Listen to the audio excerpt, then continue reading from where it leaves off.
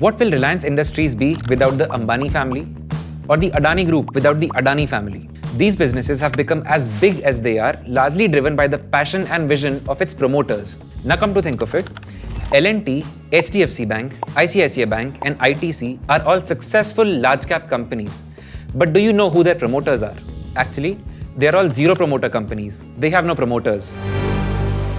First things first, a promoter is a person or a group of persons who have majority control over a business. For example, the Ambani family is the promoter of Reliance Industries. They own about half of the company but have full control over the management. So who owns the other half of Reliance Industries? It's the public.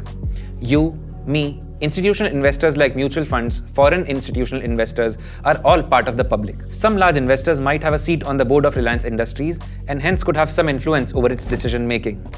But the Ambani family holds majority ownership, control and influence. So only Ambani family is the promoter. Then there could be a company whose promoter is not its single largest shareholder.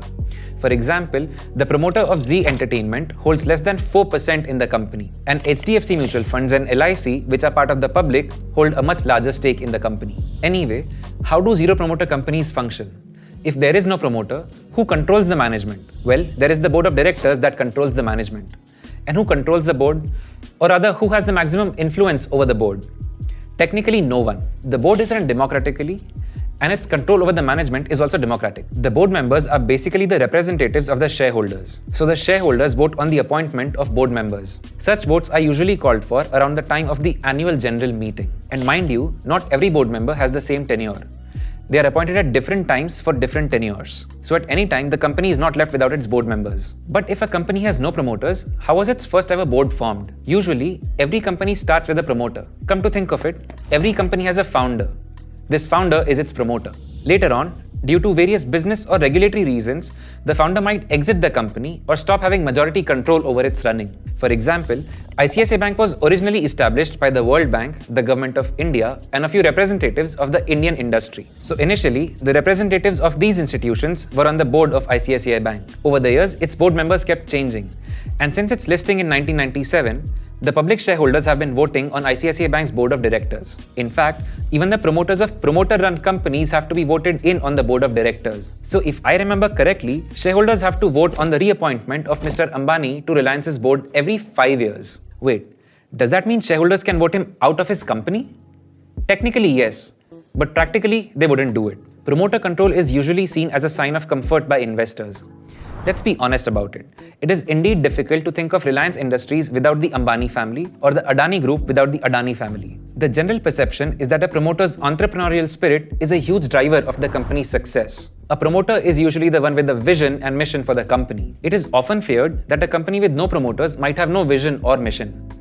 Or even if they do have one, no one might be driven enough to lead the company towards it. It is perhaps why most companies are promoter-run and very few are zero-promoter companies. However, in promoter-run companies, there is also the fear that the promoter's objectivity might be clouded by their self-interest. When a company grows larger, the promoter might start feeling that they deserve a larger share in profits than their stake in the company. And this could give rise to malpractices and scams. Zero-promoter companies might have an advantage here.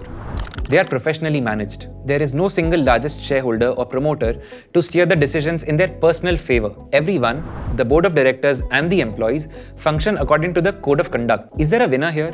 Zero promoter companies or promoter-led companies?